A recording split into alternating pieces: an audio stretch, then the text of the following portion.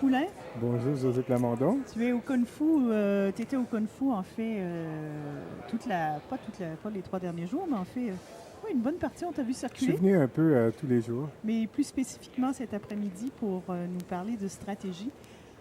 Et incidemment, qu'est-ce que quelqu'un comme un stratège web fait dans un événement comme un Kung Fu plutôt que. Enfin, on aurait plutôt l'habitude de voir ce genre de sujet-là dans un webcom, par exemple. Mhm. Alors, peux-tu nous dire qu'est-ce qui t'amène chez Kung Fu? À part que tu y étais, euh, en fait, c'est que souvent, Kung Fu, c'est des développeurs. Mais malheureusement, les développeurs sont dans des environnements où ils sont obligés de faire du travail, développer des sites web avant, sans que la stratégie ait été développée. Donc, le problème qu'il y a, c'est que ils sont obligés de refaire du travail ou ils ne savent pas exactement pourquoi ou s'ils devraient faire certaines choses parce qu'il n'y a pas eu de vision qui a été développée au début du projet. Tu parles de stratégie, donc à ne pas confondre avec l'analyse. Effectivement. L'analyse, que ce soit fonctionnelle, mais l'analyse qui va déterminer vraiment en détail le comment. Toi, tu parles du pourquoi, c'est ça? Exact.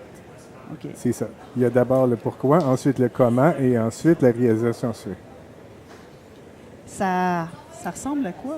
Mais concrètement, c'est ça qu'on se posait comme question, c'est que nous, on travaille avec des équipes des développeurs, donc on sait qu'il y a une analyse, puis là, on apprend finalement qu'avant l'analyse, il y a déjà un autre travail au niveau de la stratégie. C'est proche de la communication, c'est ça, c'est ce que tu disais en aparté, lors de la préparation, la communication de l'entreprise, mais concrètement, ça ressemble à quoi? Est-ce que tu vas rencontrer la direction, puis tu essayes de récupérer finalement leurs besoins? Est-ce que tu peux nous en dire un petit peu plus? Certainement. Tu parles de qu'est-ce qui est de concret, là, mais il y a deux éléments. Tout d'abord, concrètement, la stratégie web, ça se voit dans un livrable, dans un document qui peut être distribué et qui se retrouve habituellement dans l'appel d'offres pour justement faire l'analyse fonctionnelle et le développement. Donc, au niveau concret, ça se retrouve très souvent dans l'appel d'offres. Maintenant, si tu parles du processus pour aboutir à ce livrable-là, bien, là, c'est autre chose. Ce sont une série de rencontres qui se font avec la direction d'une organisation pour justement voir qu'est-ce qui peut être fait avec le web pour aider l'organisation à atteindre ses objectifs. Est-ce que c'est un profil technique? Est-ce que tu rentres tout de suite dans des choses assez techniques ou est-ce que tu restes vaste? Non, ce n'est pas technique du tout. C'est beaucoup plus près des affaires que de la technique. Quoique il faut quand même avoir une bonne idée des capacités de la technologie et du web en particulier, et avoir aussi une certaine idée du coût du développement des choses. Si une idée de mon client va lui coûter 20 000 mais va ne presque rien rapporter, bien à ce moment-là, je vais essayer de le piloter, de le coacher un petit peu pour lui faire réaliser, écoute, ça coûte beaucoup plus que ce que ça te rapporte. Ça vaut peut-être la peine plutôt de regarder autre chose. Parce qu'à ce moment-là, quand on regarde les idées, quand on regarde par exemple les idées du client, on revient toujours aux objectifs d'affaires du client. Est-ce que ces idées-là ou est-ce que les fonctionnalités qu'on va développer vont aider le client à atteindre ses objectifs d'affaires? Donc, finalement, la stratégie serait un peu comme le repère, le point repère lorsqu'on se pose des questions ou lorsqu'on a des décisions à prendre pour le développement. C'est exactement ça. En anglais, il parle de litmus test. Ça nous aide à prendre des décisions dans les phases subséquentes, par exemple, au moment de la conception. Il y a toujours quelqu'un qui va se réveiller soudainement et qui va avoir « Ah tiens, j'aurais telle idée qu'il faudrait qu'on fasse dans le site web ».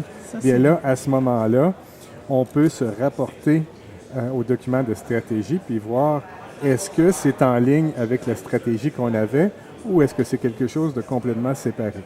Malheureusement, dans beaucoup de projets, on n'a pas ce genre d'étape qui est réalisée. Donc finalement, ça va être quoi les problèmes qu'on risque de rencontrer si on n'a pas ce document-là? C'est des développements qui peuvent durer plus longtemps que prévu ou qui vont dans une direction justement que le client, lui, c'est pas du tout ce qu'il voulait. Bien, en fait, ça se peut très bien que tu développes ce que le client voulait, mais peut-être que le client, il ne voulait pas la bonne chose. Parce que la personne qui s'occupait de la liste des besoins est allée à chercher de la valeur avec ses propres objectifs plutôt que les objectifs de l'organisation dans son ensemble.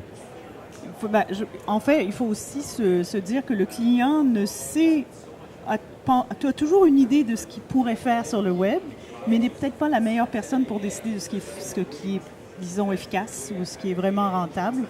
Il y a des limitations dans l'expertise de chacun. Donc, le client n'étant pas expert sur le web, ça revient à un billet qu'il avait publié. Le client dit « S'il vous plaît, monsieur le consultant, ne faites pas ce que je vous demande de faire. » Okay. En fait, il disait ça à l'équipe de développement. Ne développez pas mon site web comme je vous le demande. Puis l'idée était que il faut passer par une étape où on s'assoit avec un expert en stratégie web, justement, pour préciser ses besoins et préciser qu'est-ce qu'on veut au juste. C'est pour ça que je disais tantôt que l'aboutissement de la stratégie web, ça se retrouve dans l'appel d'offres ou dans le document qui est la base même de ce qui va être développé. Document de projet. Donc, si je reviens à ce que Yannick disait tout à l'heure, est-ce que ça demande une connaissance technique? Est-ce que ça demande une connaissance d'affaires? Il y a une chose est certaine, c'est qu'on faisait des sites web jusqu'au début des années 2000 et malheureusement, oui, ça en fait encore, comme des applications. Un développeur développait un site, il faisait tout. Et maintenant, on se retrouve avec des équipes multidisciplinaires. Il faut des différentes expertises pour faire un site. Il y a des bonnes pratiques aussi à suivre. Donc, on a la phase de planification stratégique, la conception, la production, le développement. Et il y a toutes sortes d'experts qui entrent en ligne de compte, qui devraient agir. Ce qui n'est pas évident parce qu'il y a beaucoup évidemment d'entreprises qui développent, qui n'ont pas nécessairement accès à toutes les ressources. Donc, que ce soit des experts en rédaction, en référencement, en accessibilité, en ergonomie, on ne les nommera pas tous. Et puis, tout ce que ça comprend aussi de connaissances techniques pour avoir des CMS, pour avoir des paniers d'achat, par exemple. Donc, je peux comprendre la perplexité des gens qui sont dans le développement et qui se font dire « Mais voilà, maintenant, il faut faire une planification stratégique. » On n'a pas fini, on n'en sort plus. Quel genre de questions est-ce qui était intéressant? Ben là, on va bientôt, on achève, je crois. Mais est-ce qu'il y avait une question particulièrement intéressante qui est venue lors de ta présentation? Bien, il y en a une qui était comment est-ce qu'on vend à un client Bonne question. L'idée même de faire une stratégie web.